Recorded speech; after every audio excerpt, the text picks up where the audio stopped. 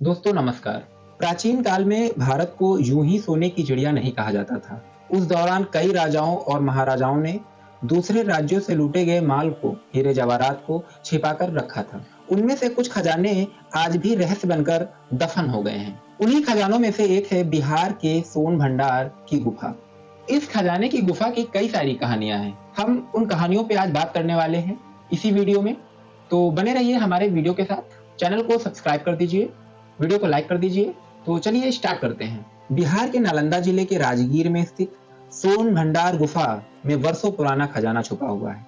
माना जाता है कि ये हर्यक वंश के प्रथम राजा बिंबिसार की पत्नी ने छिपाया था।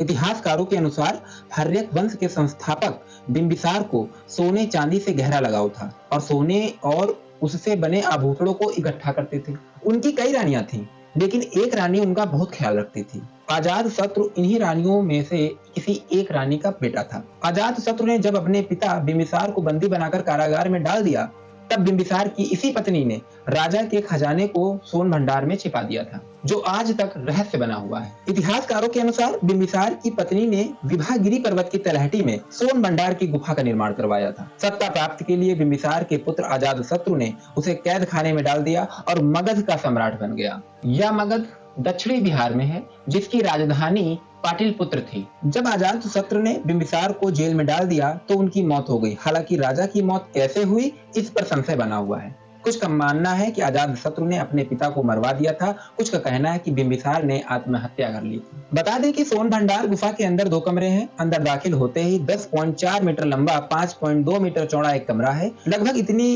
ऊंचाई का तकरीबन 1.5 मीटर का है, यानी जो ऊंचाई इसकी है वो 1.5 मीटर की है। कहा जाता है इस कमरे में खजाने की रक्षा करने वाले सिपाही तैनात रहते हैं। इसी कमरे के अंदर एक और कमरा है जो एक बड़ी चट्टान से ढका हुआ है।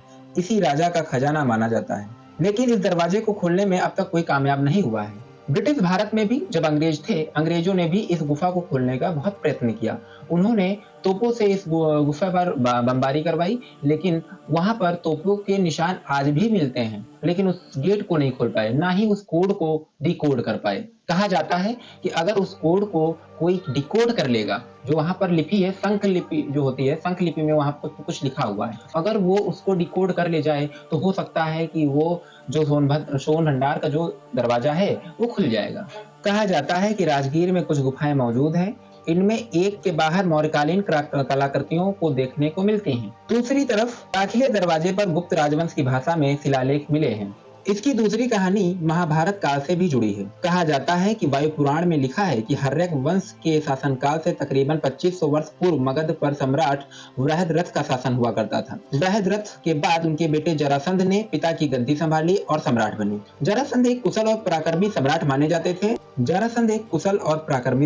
जाते थे। वो चक्रवर्ती सम्राट बनने के लिए 100 राज्यों को परास्त कर अपने अधीन कर लिया था। कहा जाता है कि सम्राट जरासंध ने 80 से अधिक राज्यों को, जो राजा थे वहां के, उनको हराकर उनको अपना गुलाम बना लिया था और उनकी जो संपत्ति थी उसको अपने कब्जे में ले लिया था। कहा जाता है इन राज्यों से इकट्ठा की गई संपत्ति को जरासंध ने विभागिरी पर्वत की तलहटी में एक गुफा का निर्माण कराकर उसमें जमा करा दिया था। वायु पुराण के अनुसार सम्राट जरासंध अपने लक्ष्य की प्राप्ति के लिए लगातार आगे बढ़ते जा रहे थे।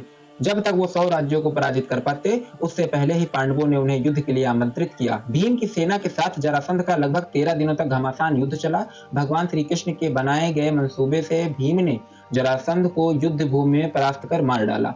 जरासंध की मौत के साथ ही उनके खजाने का राज भी दफन हो गया। हालांकि अधिकतर इतिहासकार बिहार के राजगीर में मौजूद सोन भंडार के रहस्यमय खजाने को हिर्यक वंश के राजा बिंबिसार को मानते हैं। वहीं कुछ महाभारत काल के शासक जरासंध को इसे बताते हैं। फिलहाल खजाना किसी का हो, लेकिन इस रहस्यमय खजाने का पता अब तक नहीं चल पाया है। ना ही खजाना किसी को मिला है, ना ही वो जो गेट पर उसके कोड लिखा है उसको कोई कोड डिकोड कर पाया है।